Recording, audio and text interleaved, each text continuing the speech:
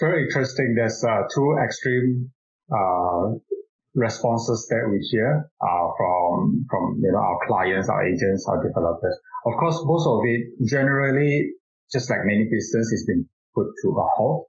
Like people just press a pause button on the industry.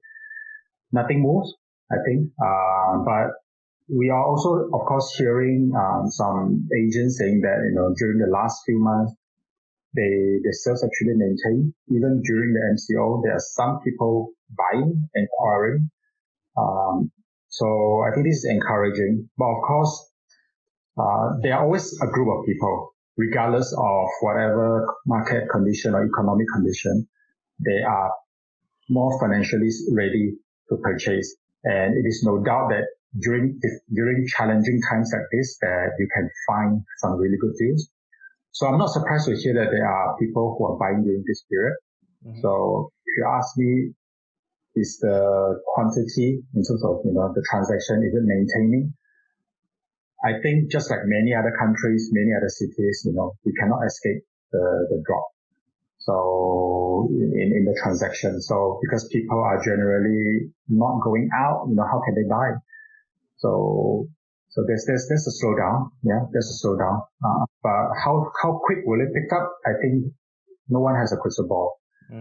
I wish to know. I wish to give some good comments. It really depends on many circumstances. I think the economy is one big thing, and the job security. Yeah. So how financially ready are people to come out and purchase again? I think that's important. Yeah. It's really hard to get money from people nowadays. Yeah. Somehow, property is a long-term commitment. So unlike other products, like, I don't know, maybe stock market.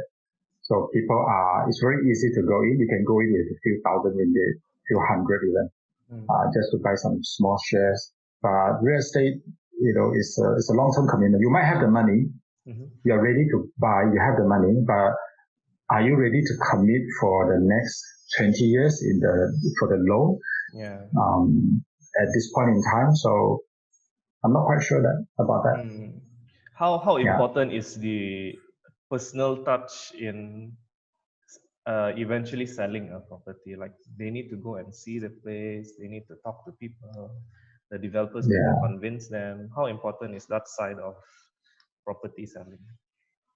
It depends whether you are talking about, I think, okay, for new projects, newly launched, not built yet, those kind of new projects, it's actually quite easy to do sales or introducing the project online. You can do it using, like Zoom, because there's really no difference of you doing that in person, because when you're in person, you're really just showing them a piece of paper and tell them, this is how the lobby looks like, this is your unit, and then you do the storytelling, and then you get them to sign the paper to commit.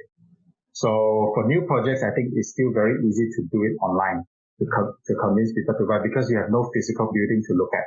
Yeah. So that part of real estate, I think, is possible to be conducted entirely online.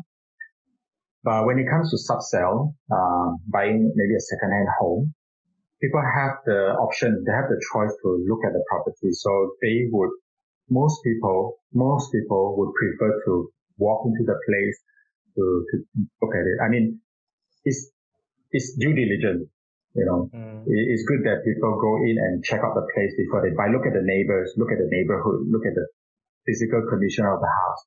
So for subsale properties, the human touch, I think, is still very important. So you can do virtual tour, the agent can just use Facebook Live and just go in a unit and show it to you. But I think most buyers, even including myself, given a chance, I would prefer to go and see it for myself. Yeah.